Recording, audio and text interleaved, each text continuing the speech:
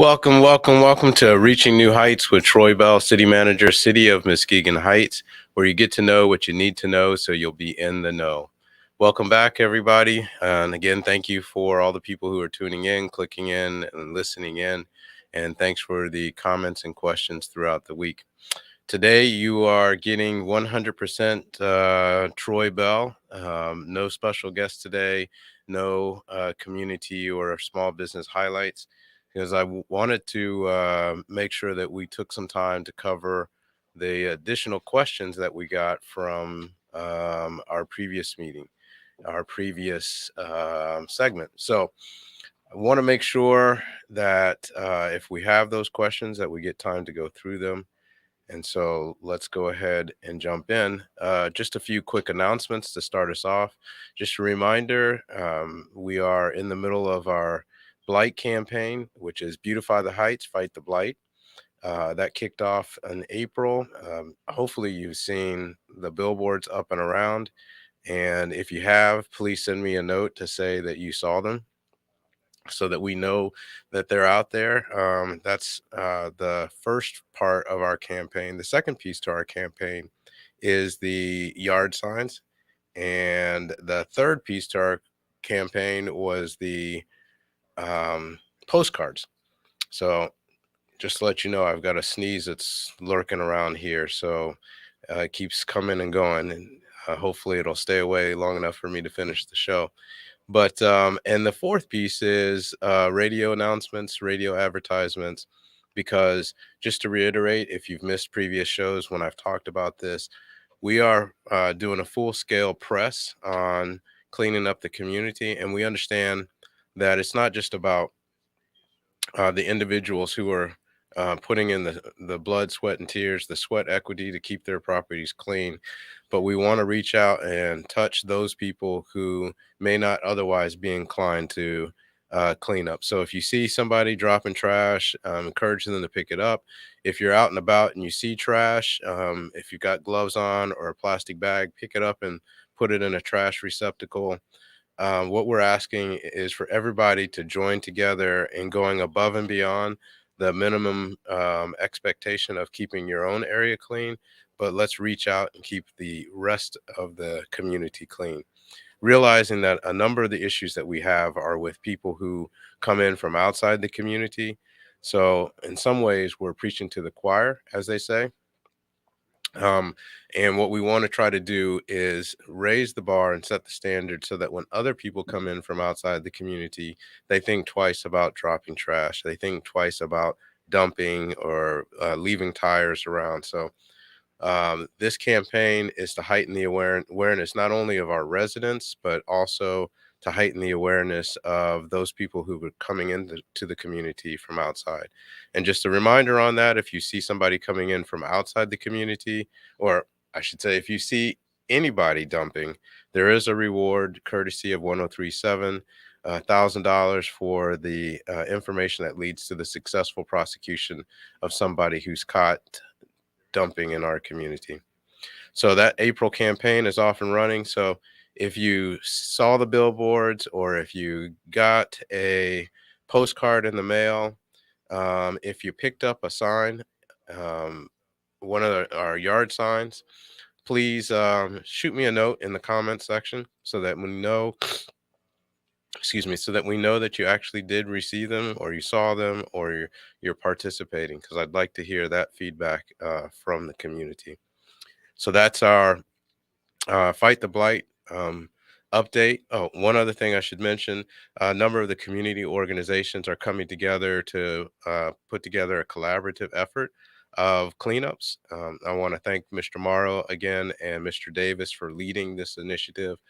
We had a wonderful meeting with the Community Foundation, with United Way, and with a number of other organizations, neighborhood associations, other nonprofits the other day. And I really feel like the energy and synergy is there about a real full force, broad scale cleanup of the community. And I should mention the work that the Community Coalition is doing and has done for a number of years. Those folks get out and work. I see them putting in the elbow grease on a regular basis, working to keep uh, um, and keep clean and clean up areas of our community that are outside of their personal residences. So that's amazing.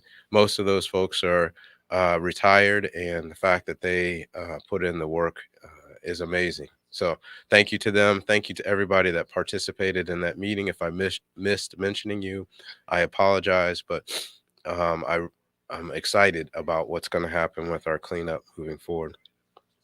Next, I want to remind people that the second and fourth Mondays of every month is our council meeting at 5:30 p.m. You can come in person or you can participate via Zoom, preferably come in person. So that is the second and fourth Monday of every month. And so this Monday we have coming up a council meeting. And so if we have time near the end of the show, I will go into some of the items that we will be discussing or that will be on the agenda for the council meeting. Um, Next, just some reminders on dates. Juneteenth is fast coming upon us, and that's the June 17th, 18th, and 19th event. We expect that we will be able to incorporate collaborating with the Rotary Club, Muskegon Rotary Club, with our annual, well, it's been postponed or canceled the last 2 years, but the annual um, mixer event. So we are planning to have that mixer event on Friday. Um, the 17th in the evening. So excited about that. And then we've got entertainment scheduled for that event as well as Saturday, um, culminating on Sunday with more entertainment and food and the fireworks show. So please put that on your calendar. Be sure to set time aside for that. And don't forget the Black Expo on Saturday. I believe that will be the 18th, will be going on downtown. So we want to make sure that we support that initiative as well. Upcoming is our dumpster days, May 7th and May 14th. I know that people have been hotly anticipating the dumpster day. So if you got stuff that you need to clear out, you can take it down to DPW between the hours of 8:30 and 4:30 this Saturday, as well as next Saturday. If you can take advantage of this free service if you are a resident. So you need to bring proper identification showing that you are a resident of Muskegon Heights in order to be able to dump your items down at DPW for free. So make sure that you have that documentation before you come out, and take full advantage of it, because we want to make sure that there's no reason that you have anything to put out on the curb, because we want to make sure that our terraces are free and clear of dumping this year from April all the way through to the end of the year. So if you got stuff that you know you need to get rid of, and you can't send it to Goodwill or you can't put it on eBay, and you just need to send it to the dump, your free day to do that will be Saturday, May 7th, as well as the following Saturday, May 14th, upcoming days. So May 7th, clear out your house on that Saturday and make mom proud, because May 8th is Mother's Day.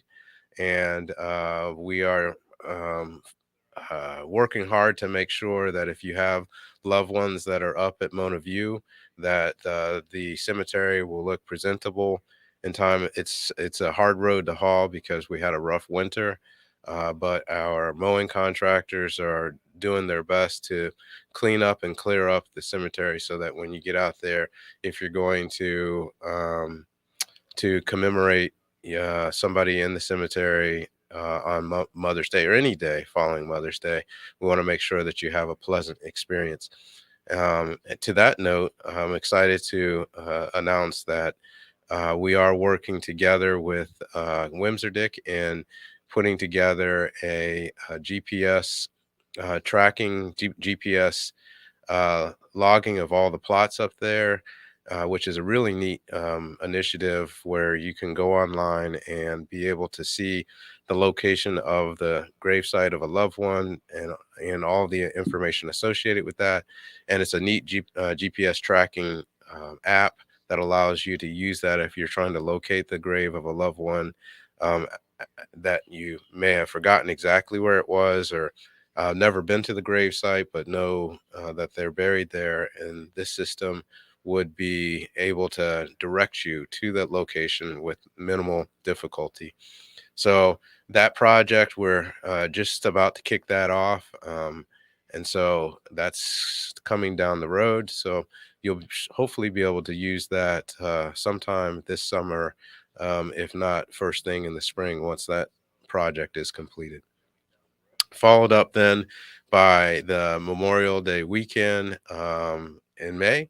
And so there is on the 28th a number of events. I believe that we have a block party at the Us Cafe. So excited about that. And so I'll be providing additional information about events that are coming up at my on the show next week. So tune in for that. Um, Festival in the park in July, and then in August, every Friday in August, be prepared, put it on your calendar, save the date for the Street Fest, Friday Night Live Street Fest on Broadway. And that is where we will block off from Peck to Baker Street. And we'll have food, music, beverages, and that will be from 5:30 to as late as 10. But at dark, we'll transition to Rowan Park, where we'll have movies in the park with our giant inflatable screen. So we're excited to plan for that event every Friday in August. And if weather permits, we might push that into September as well. But that's a new event, a new project, if you will, to highlight the public spaces in our downtown area and bring people down to realize the value and of not only of the space, but of getting together and sharing that time, breaking bread, sharing that experience together in Muskegon Heights, because we are the city of friendly people. So, with that, I think that wraps up the announcements for now that I wanted to do of upcoming events and items of note. And I want to jump back into the topic that we started from the end of our last show, which is roads. And so there's been continual conversation about the roads in Muskegon Heights, and had an opportunity to share some information with local press about what we're trying to do, and that was some of what we talked about last week. But I want to reiterate that we're dealing with the frost. Now that everything's thawed, the results are, and I don't need to tell you, but potholes everywhere, pothole here, pothole there, potholes everywhere. And that comes from the water freezing and thawing through the winter, gets down in the cracks, and when it freezes, it swells and then breaks up the pavement.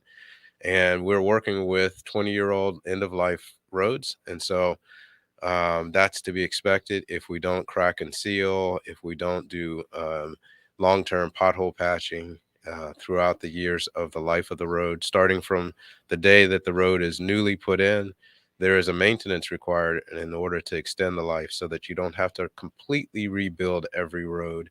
You can just mill off the top and then repave it, and you still have a good road in place. But when we get to the point where we have these potholes that go down into the base of the road, where the gravel's coming up, the dirt's coming up, the rock and the sand is coming up, at that point, when you have numerous holes like that, we just have to rebuild the whole structure of the road.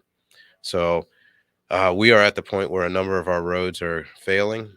If we, in some places, we don't have roads in place at all. It's down to the gravel course, and so we are struggling to be able to address that.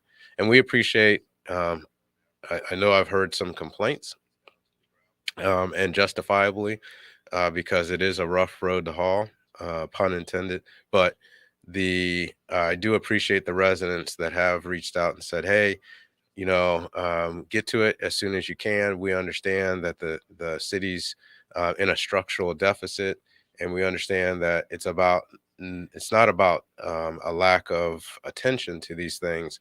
It's about a lack of resources.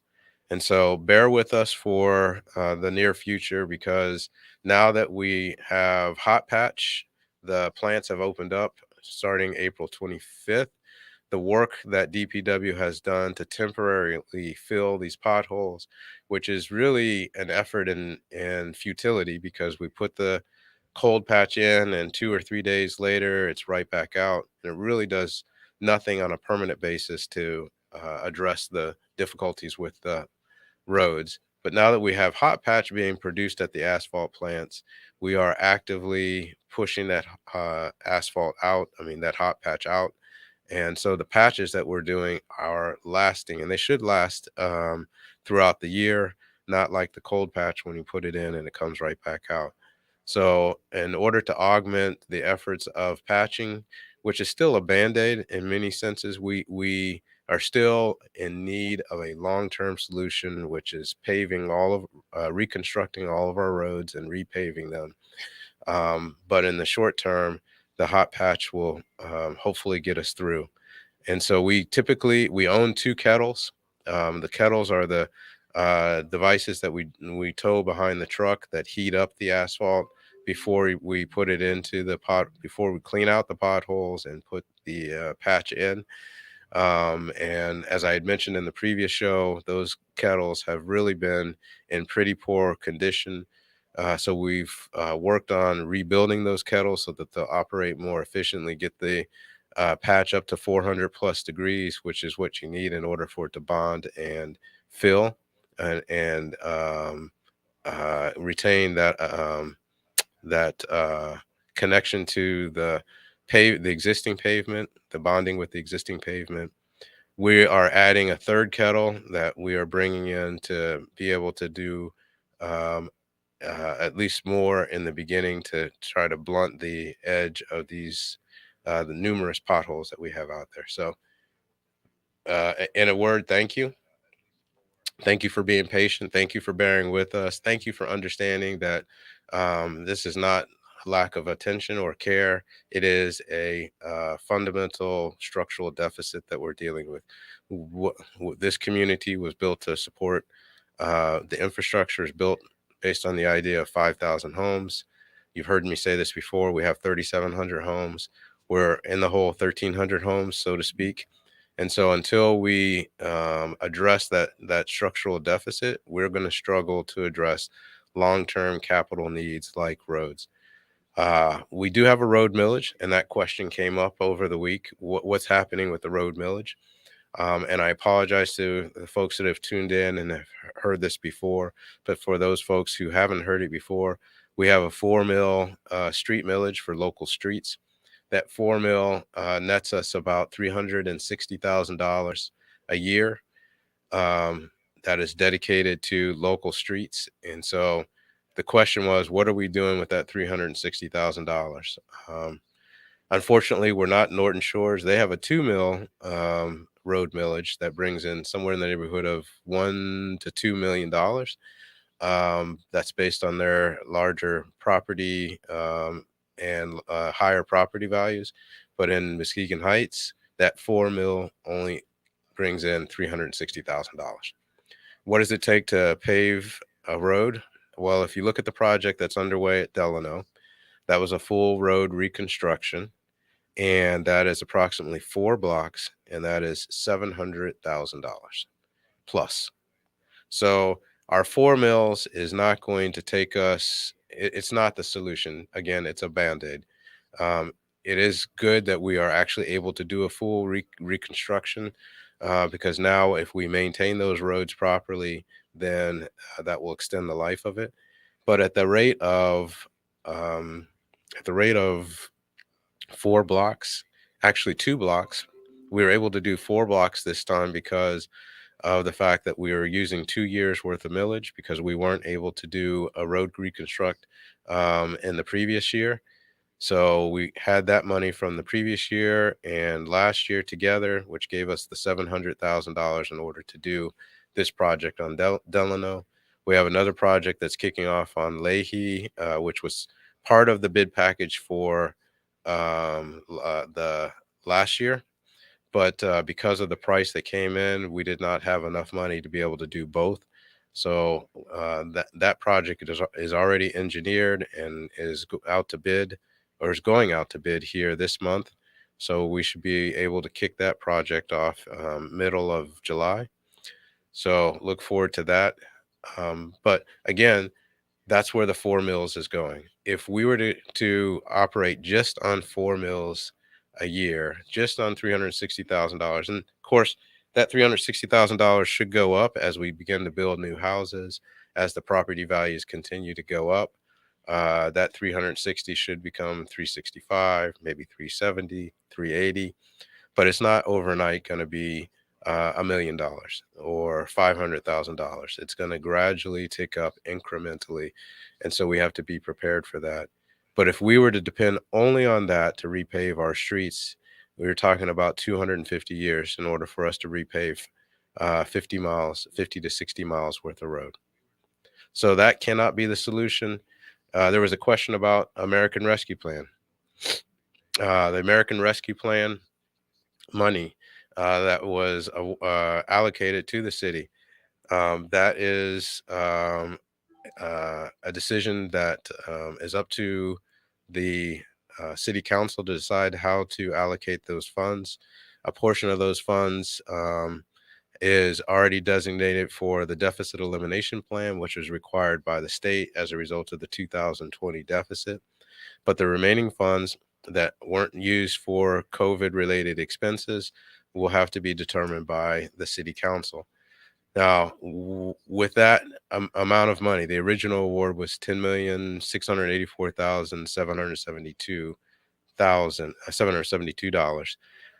That is not enough to put a dent in the roads in Muskegon Heights. So the council will have to make a decision whether or not to utilize those funds for economic development, for building houses, those types of things, or in many words, it's a drop in the bucket in terms of solving the streets problem. We need a much more comprehensive, long-term, sustainable solution for our streets, and that is going to depend on us getting rid of the structural deficit in our tax base. That is where the sustainability is going to come from to be able to get our streets to the condition that they need to be in. And I've said it once and I'll say it again, we need to build new houses. So I'm excited about the project that's about to kick off this month, if not the beginning of June, for building 17, the developer that purchased the 17 lots to begin building new homes. Our overall goal that I set out there for a city, and it is a big, hairy, audacious goal of building 50 homes a year, and understanding that we're shooting for that as an average. We may not hit that in the first year, but over a 5-year period, we want to make sure that we build 250 new homes in Muskegon Heights. And I'll come back to that, but that is the solution that will get us out of the structural deficit, that will give us the tax revenue, that will allow us to maintain the infrastructure that we have in this community. So the one-time money of American Rescue Plan money is not the solution. It is just a Band-Aid. So those decisions will have to ultimately be made by council as to how to spend those funds. But in the meantime, as I mentioned, strategically, what we're doing is we're using grant money that is awarded for replacing water pipes and water lines, and focusing the replacement of those pipes and those water lines in areas that also need new roads, because the funding for replacing those lines comes with funding to address the roads. So if we open up the road, pull out the pipe, put a new pipe in, close it back up, that grant money covers repaving that road, rebuilding and repaving that road. So we're piggybacking off of those pipe projects in order to do some of the paving that we need.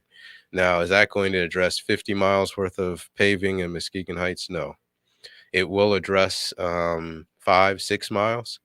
So that is one way for us to begin the process using grant funding, since we don't have the funding available to really make a dent with the 4 mills. That we put that work that we do with the 4 mills together with the grant money that we get for pipe work, and that begins to address some of the paving issues. Sure, it's not going to go a long way, but strategically, that's using the money that we have in a way that serves multiple purposes. So we are looking to address some of the street issues by that. The additional method that we're hoping will come through, we have asked the legislature to step up and grant us $8 million to repave Broadway from Glade to Getty. And so that is focused on our downtown area so that we can begin to attract new businesses to fill in the gaps in our downtown retail district. Road, in addition to Sherman, is a major access point for the industrial parks to be able to then attract the industrial business that we are lacking in our industrial parks. We have a well-established industrial park on the west side, and we have a grant, $100,000+ grant to put together an industrial plan for our industrial park on the east side. And contract for that plan should be awarded here in the next few weeks. But we're excited about that. That's $100,000 grant, I believe, that will come back with a project plan and a design for industrial park and a plan for recruiting and attracting new industry to Muskegon Heights. In particular, we're focusing on water, since our water plant is operating on about 10% capacity now. We have 90% of our capacity to produce water that's not being utilized since we're no longer serving those other communities. So we want to bring industry in that is water intensive, whether it's a bottling company, a beverage company, a microbrewery, brewery, or food processing, all those types of industries that are water intensive will allow us to take advantage of our competitive edge in having water. So I'm going to pause there, and I see a couple of comments coming in. Nobody has mentioned that they've seen the bulletin board, the billboards yet. So if you have seen the billboards that are up, beautify the heights, help fight the blight, please just click on and type in a message to let me know that you have seen that, or any of the yard signs that are around, or the postcards. So the first question up there is from Ms. Nash Blackman. How does the city decide which streets to address? Very good question. It's a question that we get quite often. We put together on a biannual basis, a rating of the streets in Muskegon Heights. Most communities do that. It's called a PACER rating, and they're rated from 0 to 10 to identify the condition of the roads. If you had the opportunity to tune in last week, we had one of our road engineers, consulting engineers, on with us who talked about what is meant by that PACER rating. 0 is the worst condition, 10 is the best condition. And based on the ratings of all these roads in Muskegon Heights, the ones that are the worst, rated as 0, are put on the list, which is a vast majority of roads in Muskegon Heights. And then from that list of roads, council has an opportunity to weigh in and decide where we will focus those funds as part of the local 4 mil street millage. That was the process that was used to identify Delano and Leahy. And so after Leahy is completed, we will have to identify another street for the next project. And so at some time throughout the course of this year, we should be in front of council with that same PACER rating list of roads. And council will have an opportunity to identify which road that they would like to select for the next $360,000 expenditure. We also have funds that come in from the Michigan DOT as part of the Wimser-Dick Technical Committee. And those are the funds that were used to do streets like Park Street. Those funds were also used to do sections of Hackley. So those projects come with state money, and there's a local match that we have to pay. But that's one way of gradually addressing the issue with the streets. So the long answer to a short question is we look at the PACER rating, we prioritize based on the worst roads on the PACER rating, and then council has an opportunity to decide or direct if they choose not to decide or to direct the city manager to identify the streets that he or she thinks is the ones that should be addressed. Let's see. Thank you, Ms. Vines, about your comment about having a plan is important and for the point by point recap. So I'm glad that that was helpful. The next question from Ms. Aubrey: did all citizens have a chance to voice input on the funds were spent? I am not sure if you're talking about on on the road selection process. Um, but so if you can clarify that, I can come back and answer that. Which funds were you referring to? The road selection funds, or were you referring to the expense of other funds? So let me know what you mean by that, and we can come back to that. So um, the last area was that I was touching on was grant money, funding that was coming from other sources. Um, we are hopeful that the infrastructure bill and the billions of dollars that were identified in that will also give us some relief about road projects. I'm optimistic about that, but it is a challenge because, from what I understand, based on the way the federal bill was written, those funds will be pushed down to the state, and the state will push those funds out through their normal um, mechanisms of funding that are competitive in nature. So we at Muskegon Heights will be competing with cities like the city of Muskegon or Lansing or Grand Rapids and Detroit for funds, access to those funds to do infrastructure projects. The criteria for how those funds will be doled out is not clear, but what we have been told is that will be a competitive process. And so those cities that typically have more resources are the ones that are able to best access those funds. So we may be at a disadvantage at going after those funds because we don't have a staff of grant writers. We don't have a grant writer that's on staff.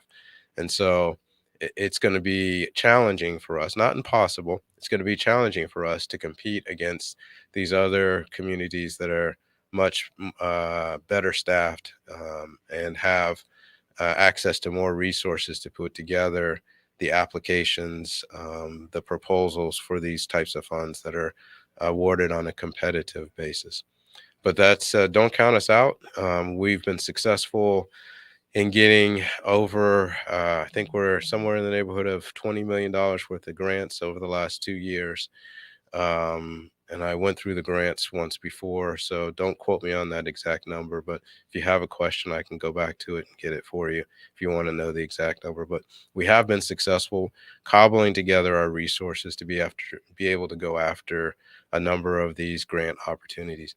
We're waiting to hear back from DNR on a grant proposal. We're waiting to hear back from FEMA on a grant proposal for our fire trucks. So we're still in the battle. We're still in the fight, and hopefully, when the infrastructure bill comes, the funding comes down, the guidance will give us a fair shake at going after those funds. Let's see. Make sure I'm not missing any other comments. I think so. Please explain and encourage the community of what we can do in point of unity for positive change. We got to begin to take some point of ownership. And so I think what you're saying, Ms. Aubrey, and again, thank you for being active and commenting, is that, our ability to be able to bring our community back and to be able to participate in the renaissance that's coming. Because like I've said before, the renaissance is coming, whether we do something about it or not, it's coming. The only question is whether or not we're going to be here to benefit from it, to participate in the Renaissance. And that's what we want to be strategic about. That's what we want to be intentional about, to make sure that the people that have shed their blood, sweat, and tears in this community are here and part of that Renaissance, that the fiber of the community stays intact as we increase the quality of life. And to do that, we all have to come together as a community. We have some wonderful people in this community, and and I don't want to trivialize it by saying all we need to do, but what we have to do if we're going to maximize our opportunity is to work together, to collaborate, because when you have limited resources, it doesn't make sense to take that $1 and tear it into two different directions. And as a result, you get 50 cents worth of work done. And it doesn't even look like a dollar was spent because it's such a minimal effort. If we come together as a community and work together as a community, we can make a profound and sustainable impact on everything that we do. And I think that's what Miss Aubrey is getting at with her comment. Um, the Renaissance within our grasp. It is right there on the verge in this community. And if you'll hear the mayor say that we're on the verge of a breakthrough or a breakdown, because we are right there on the edge. And if we reach out and work together to grasp the opportunities that are in front of us, we can appropriate a breakthrough. We can embrace it and ride the wave through. And that's one of the reasons why it's important with the housing project that I've talked about, reaching new heights, that we create that bridge so that the people who are renting can transition from renting into home ownership. And that'll give me an opportunity to go back and talk about the home ownership thing.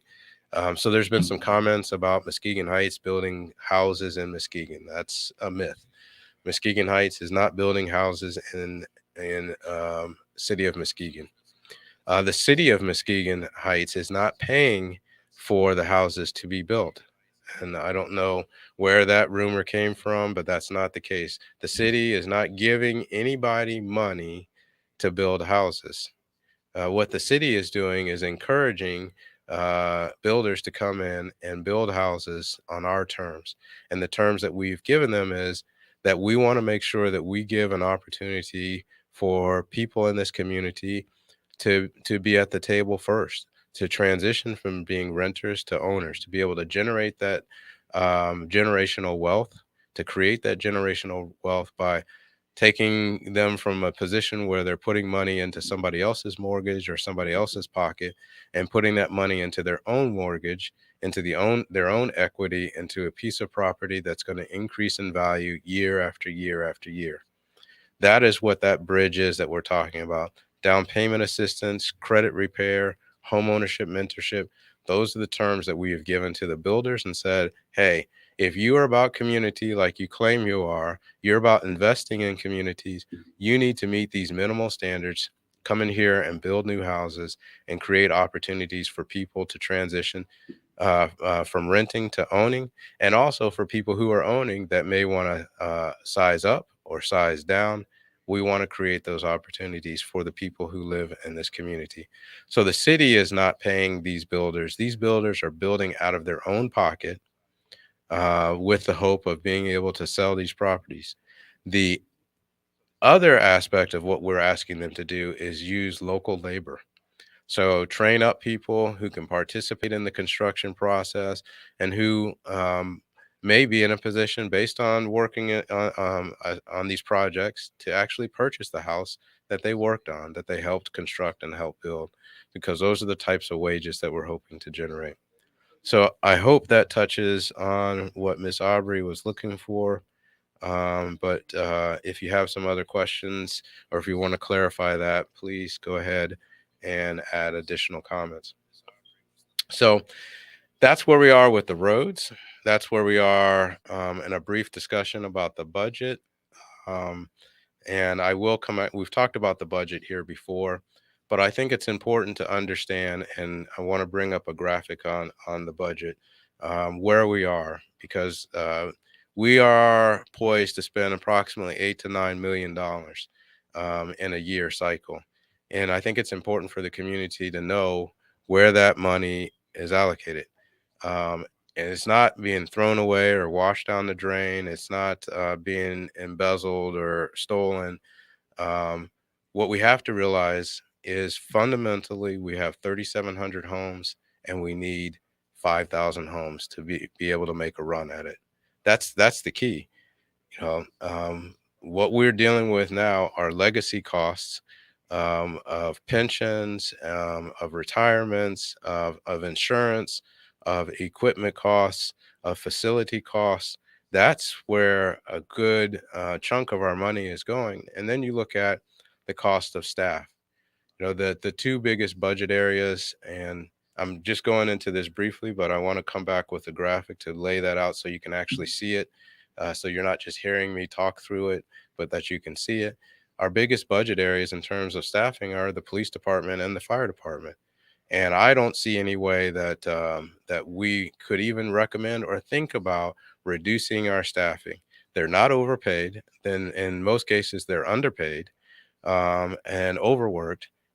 So the idea that we reduce any of those, the fire department or the police department, is a it would be a blow to public safety. And we are moving in the right direction in both of those areas. And so we have to understand that that is the bulk of our staffing costs, and that is something that we have to maintain in order to make sure that this community is safe. Um, and so if we were spending money, or there were exorbitant salaries, then I could see that point. But we are in sync with other communities, if not below the communities around us in terms of what we compensate our staff for. So that is not the area that we have to look at. And quite frankly, that's 50, I think 52, 53% of our budget right there is staffing. And the majority of that is police and fire. So that is a non-starter discussion, but we'll come back to that. Something else I want to talk about today, as we wrap up with the last 15 minutes, is a presentation that was made to council. So, looking at areas that we might be able to become more efficient, reduce costs, and improve effectiveness, is in the management of our fleet. We have a number of vehicles in the police department, vehicles in the fire department, vehicles in public works, and that makes up our fleet.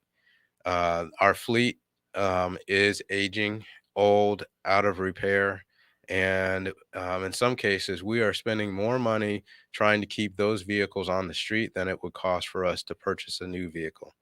So we have to be strategic in understanding, yes, it might cost us $15,000 today to fix this. For us to buy a new one, it would be 28,000. So by fixing it, we save 13,000. And on the surface, that might look like a smart decision.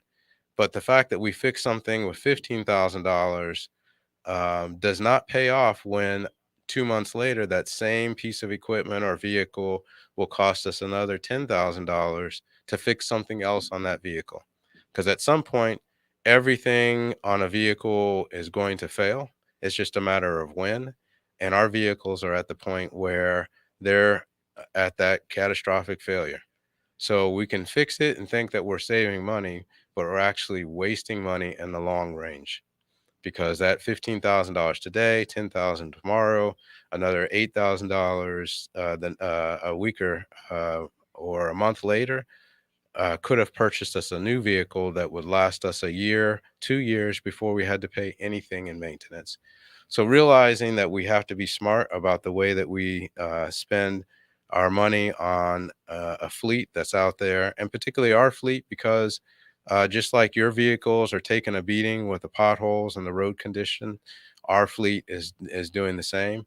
So we identified this fleet management solution as a way of lowering the age of our fleet, and by lowering the age of our fleet, strategically reducing the cost of maintenance, the cost of mileage, and taking advantage of the state purchasing process to be able to buy the vehicles at below cost, and putting that together in a whole strategy to upgrade, renew, and refresh our fleet. And so, enterprise fleet management, this presentation was done um, before council on an informational basis, and will be coming back to council for consideration and approval. But I'm going to jump ahead um, to this diagram here. Hopefully you can see that. And what you see in the orange line there is that, when you buy a vehicle, it depreciates almost immediately. And as it depreciates, the fuel efficiency reduces. And as you can see with the blue line, there is an escalating cost of fuel, because as the vehicle gets older, it doesn't maintain that mileage rating, so you don't get the same miles per gallon. So the cost for every mile, for every gallon every mile goes up, because you have a less efficient fuel efficiency for the vehicle. In addition to that, you see in the green line that the cost of maintenance goes up as the vehicle gets older. So from left to right, as the vehicle gets older, the cost of maintenance goes up, the fuel cost goes up, and the value of the vehicle goes down. And at that point, that's in the circle in the middle there, is that intersection where all of those things, the increasing costs meet with the decreasing value. And understanding that on a managed and strategic basis is what more efficient fleet management systems address. I'm going to skip ahead to show this. I'm not sure how well you can see it on here, but roughly what that is showing in the orange line there is that we spend about $265,000 a year in managing our existing fleet. $265,000 a year. And what we can accomplish with a fleet management system where we buy new vehicles at below market cost because of the state purchasing process, and we put them in a maintenance program that extends the life of the vehicles and keeps them in good condition, we can reduce that cost from $156,000 down to an average of about $170,000 a year, which is roughly just under $100,000 of savings. Um, Part of that savings is achieved by selling off the older vehicles, and we had enterprise come in and take a look at our fleet, so that they can make sure that their estimates on the value of our vehicles was accurate. And they confirmed that their estimates on the value or salvage value of our existing vehicles was accurate. So as we sell those vehicles off and we purchase new vehicles at below market cost, we're reducing the cost of our vehicles on the road. And by keeping them in a maintenance program, we're reducing the costs of long-term maintenance, and we're increasing the long-term fuel efficiency of the vehicles. So by doing all these things, we should be able to refresh our fleet so that we have newer vehicles that we keep for a shorter period of time.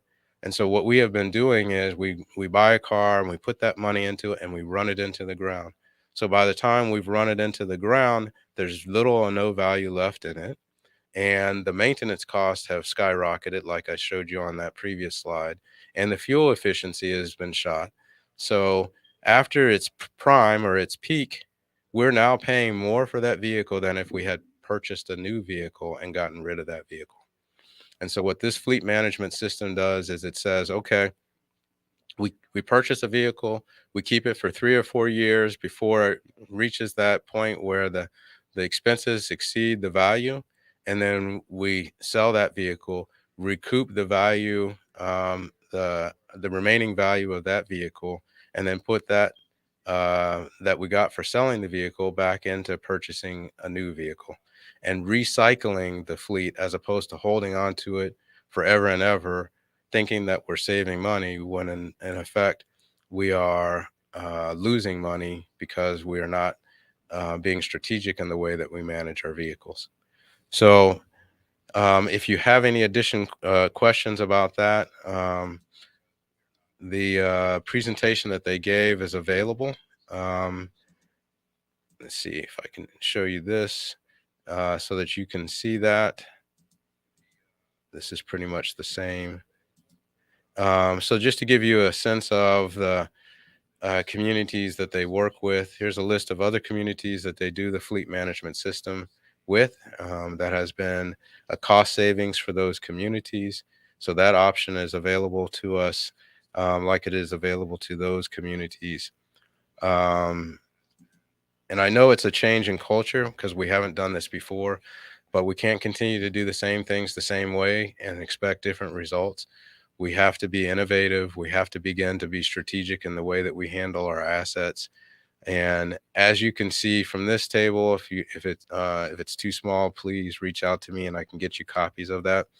But we're talking about out to 2036, we would be averaging a savings of about $25,000 to $28,000 a year in savings each year over that 30-year period.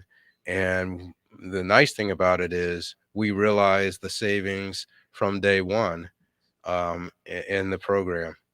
Once we get in the program, from day one, we're saving money. And that money is because of salvaging the older vehicles, and eventually it balances out to an average of $26,000 a year. But it will um, reduce our costs. It will give us a more efficient and effective fleet that's operational so that guys are not and ladies are not out there driving around in vehicles that have broken windows or no heat or no air conditioning that do not reflect what our city wants to look like. We're talking about Fight the Blight, Beautify the Heights.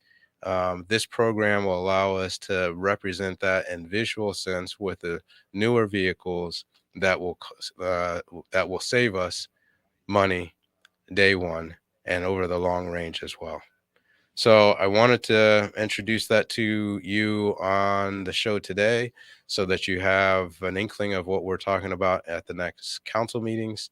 And if you have questions, please reach out to me. I'm happy to share with you the document that I have on the screen here today and go through any questions that you might have about how we are proposing to address a deficiency in our assets in the community to save us money and be more effective at our jobs. So that is where we're at with that. And I will save the budget piece since we have about 4 minutes left. The budget graphic for our next show. I'll squeeze that in with any guests that I have for the next show, and we can continue that conversation. But I want you to have as much of the information as I can give to you through this format as possible, and also give you the opportunity to come in, make an appointment if you want to drill into more of the details about how these things are being addressed, handled, or how the decisions are being made. So thank you so much for tuning in today, for clicking on, for watching. I made it through the whole show without sneezing. I do want to remind you that we are still testing on Thursdays from 2:30 to 5:30. So if you need to come in, and you should come in and get tested for Corona, it's a free test. You do need to bring your insurance card. And this does not affect your copay in any way. It's still free. You just need to bring your insurance card with you at City Hall from 2:30 to 5:30. And I also want to make you aware that coming up is the Purple Maze event, which is my fraternity, Omega Psi Phi fraternity's fundraising event. And if you're interested, please reach out to me for tickets. I have tickets for the event. I believe it's coming up on May 8th. Gosh, I need to double check that to make sure I have the right date. But I'll make sure that I get the word out on that. But reach out to me. You can contact me at City Hall if you're interested in. It's going to be a great event. Lots of good food, lots of good entertainment downtown. So reach out to me if you're interested in getting a ticket for that event. So that's going to be exciting. And again, thank you for tuning in for Reaching New Heights with Troy Bell, the city manager, City of Muskegon Heights, where you get to know what you need to know so you'll be in the know and continue to be blessed. Thank you to 1037 The Beat.